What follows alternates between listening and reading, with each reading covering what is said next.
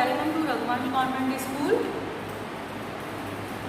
देखिए, लास्ट में आपको 9th क्लास संस्कृत में चैप्टर 5 में सूक्तियाँ करा रही थी। सूक्तियों में फर्स्ट पेज में मैंने आपका फर्स्ट पेज कंप्लीट करा दिया था। सेकंड पेज की जो सूक्तियाँ हैं वो आपकी रह गई थी, तो आज अपन सेकंड पेज की जो सूक्तियाँ हैं उनको अपन कंप्लीट करते हैं।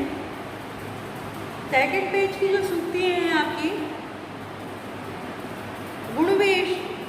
गुणवेश्व हि कर्तव्यः प्राज्ञः पुरुषे सदा गुणयुक्तो दरिद्रोऽपि नश्वरे गुण समः। देखिए, इसका अर्थ देखेंगे अपन। जो मनुष्य में क्या होता है, मनुष्य क्या है, हमेशा गुण को प्राप्त करना चाहता है ना, गुणी होना चाहता है। सब मनुष्य कैसे होते हैं, गुणों को प्राप्त करना, हमेशा गुण को प्राप्त करना चाहते हैं। वो हमेशा इसके लिए तत्पर रहते हैं, प्रयत्न करते रहते हैं।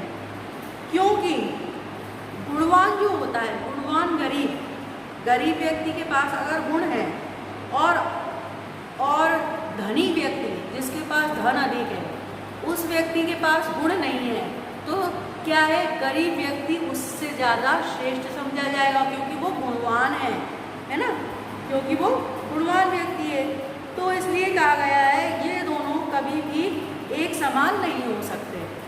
तो इसीलिए क्या है कि ये दोनों गुण और दोष, किसी के अंदर दोष है, किसी के अंदर गुण है। अगर गरीब व्यक्ति के पास गुण है और अमीर व्यक्ति के पास दोष है, तो वो कभी भी एक समान नहीं हो सकते। ठीक है, क्योंकि गरीब फिर अच्छा माना जाएगा और धनवान व्यक्ति बुरा माना जाएगा, क्योंकि उसके अंदर तो बहुत सारे दोष हैं। ठीक है, आप नेक्स्ट दूसरा वाला पढ़ेंगे अपन। आरंभ गुरुवी क्षीणी क्रमेण ध्ववि पुरा विद्मति च पश्य दिनस्य पूर्वार्ध परार्ध भिन्नः छायेव मैत्री खल सज्जना नाम। अब देखिए, इसके जो शब्दों के जो अर्थ हैं वो आपको शब्दार्थ में मिल जाएंगे। ठीक है, तो इसका अर्थ देखते हैं अपन। जिस प्रकार दिन का पहला दिन के पहले आधे भाग में जिस प्रकार से दिन शुरू होता है, तो आधे दिन का जब आधा भाग हो जाता है, तो उस आधे भाग में जो पेड़ की छाया रहती है वो कैसी हो जाती है, वो कैसी रहती है, लंबी होती है, लंबी रहती है। पेड़ की छाया कैसी रहती है, लंबी रहती है। तथा धीरे धीरे दोपहर होती है, तो दोपहर तक वो कैसी हो जाती है, कम होते होते नष्ट हो जाती है। होती है कि नहीं? तो इसी प्रकार से क्या है, दुष्ट व्यक्ति की मित्रता दिन में पूर्वार्ध, मतलब दिन में कैसी रहती है, पूर्वार्ध के समय, दिन के पहले पैर के समय जैसे छाया लंबी रहती है ना, उसी प्रकार से मित्रता कैसी रहती है, बहुत लंबे समय तक, ऐसा लगता है बहुत लंबे समय तक चलेगी। परंतु क्या होता है, धीरे धीरे जब पहर बढ़ता जाता है तो छाया कैसी होती जाती है, छोटी होकर नष्ट होती जाती है। तो उसी प्रकार जब दोस्ती आगे बढ़ती है धीरे धीरे, तो वो गहरी होने की जगह कैसी होती जाती है, नश्वरता पे पहुंच जाती है, अर्थात धीरे धीरे नष्ट हो जाती है ना। तो इसीलिए देखिए, लेकिन जो सज्जन व्यक्ति रहते हैं, आगे दिया है ना सज्जना, तो जो सज्जन व्यक्ति रहते हैं उनकी मित्रता कैसी होती है, अपरार्ध मतलब जो पहला पहर है ना, उसके समान ही हमेशा। अपरार्ध मतलब कोई भी पहर आएगा, कोई भी समय आएगा, उसमें कम या ज़्यादा नहीं होती। अपरार्ध की जगह मतलब माना जाए कि पहले पैर में आपको छोटी दिखेगी मित्रता, कैसी दिखेगी, कम दिखेगी कि ये तो मेरा मित्र हो ही नहीं सकता, ये तो कुछ नहीं करता, तो ऐसा आपको लगेगा।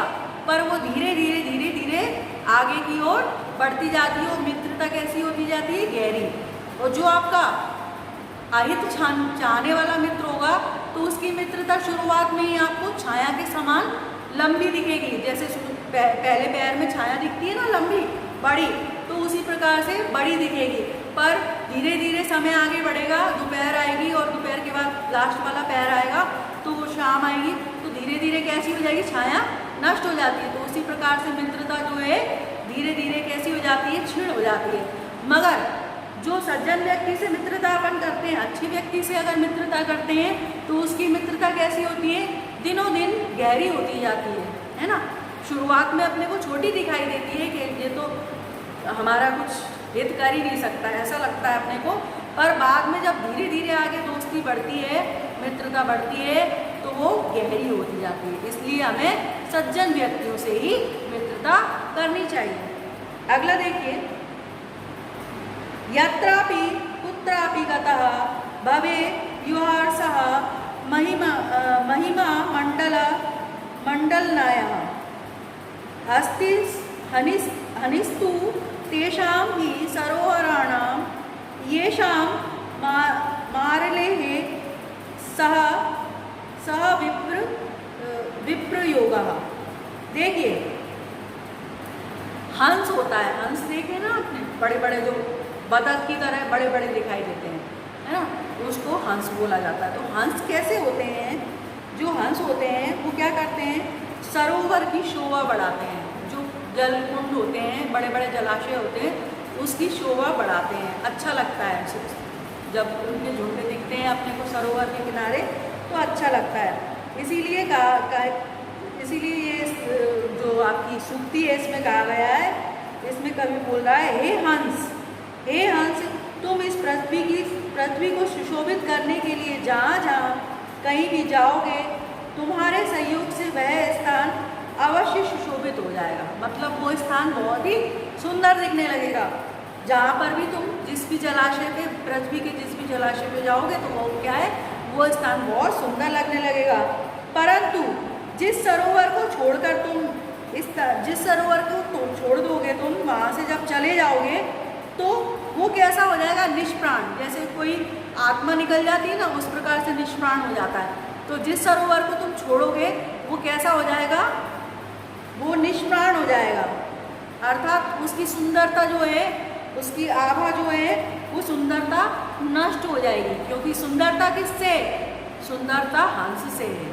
ठीक है, नेक्स्ट है आपका लास्ट, गुणः गुणेषु गुणाः भवन्ति ते निर्गुणं प्राप्य भवन्ति दोषाः आस्वाद्येयः प्रवन्ति नदः समुद्रमासदः भवन्ते पेयः। देखिए, ये आगे भी कभी आपने पढ़ा होगा। देखिए, आप इसको मैं समझा रही हूँ, बहुत अच्छा श्लोक है ये। देखिए, गुणवान व्यक्ति के गुण, क्या, गुणवान व्यक्ति के गुण और गुणों को जानने वालों के गुणों में मिलकर गुणहीन रहते हैं। गुणों को जानने वाले मतलब जो गुण जिसके पास गुणी व्यक्ति है और गुणों को जानने वाला है, तो जब दोनों के गुण आपस में मिलते हैं, गुणा गुणेषु, तो बहुत ज़्यादा वो गुणवान हो जाता है, उसके गुण और बढ़ जाते हैं। गुणी व्यक्ति से अपन मिलेंगे तो कैसे हो जाएंगे, अपने गुण और ज़्यादा बढ़ जाएंगे, है ना। परंतु वे ही गुण निर्गुण व्यक्ति के दोषों में जब मिलते हैं तो वो कैसे हो जाते हैं, अब गुणी बन जाते हैं। अपन बनते हैं कि नहीं, जब गुणी व्यक्ति किसी दोषी व्यक्ति से, दोषों वाले व्यक्ति से मिलता है तो उसके गुण कैसे हो जाते हैं, उसके गुण भी दोष में बदल जाते हैं, बदलते हैं। और गुणी व्यक्ति से अपन मिले तो अपने गुण और बढ़ गए। और अगर दोषी व्यक्ति से गुणवान व्यक्ति किसी दोषी व्यक्ति से मिला तो उसके गुण कैसे हो गए, क्षीण हो गए, उसके गुण दोषों में बदल गए। तो जिस प्रकार से बहती हुई नदी का जल पीने योग्य होता है ना, जिस प्रकार से जब नदी बहती है तो उस नदी का पानी कैसा होता है, पीने योग्य होता है। परंतु जब वह नदी किसी खारे समुद्र में जाकर मिलती है, समुद्र का पानी आपने देखा है खारा होता है, पीने योग्य नहीं होता। जब वो किसी समुद्र में मिल जाती है जाकर, तो उसका जल कैसा हो जाता है, उसके जल को पी पाते, उसके जल को नहीं पी सकते। वह जल कैसा हो जाता है, पीने योग्य नहीं रहता। ठीक है, जिस प्रकार से अपन किसी दोषी व्यक्ति से मिले तो अपन गुणी व्यक्ति अगर दोषी व्यक्ति से मिलेगा तो उसके गुण क्षीण हो जाते हैं, उसी प्रकार से नदी का जल पीने योग्य होता है, परंतु जब वह समुद्र से जाके मिल जाता है, खारा हो जाता है, तो ना पीने योग्य हो जाता है। आ गया समझ में यहाँ तक आपको? ठीक है, तो ये आप एक बार वीडियो देखना, आपको और अच्छे समझ में आएगा, नहीं आएगा दोबारा रिपीट करना उसको। Okay, thanks for watching video.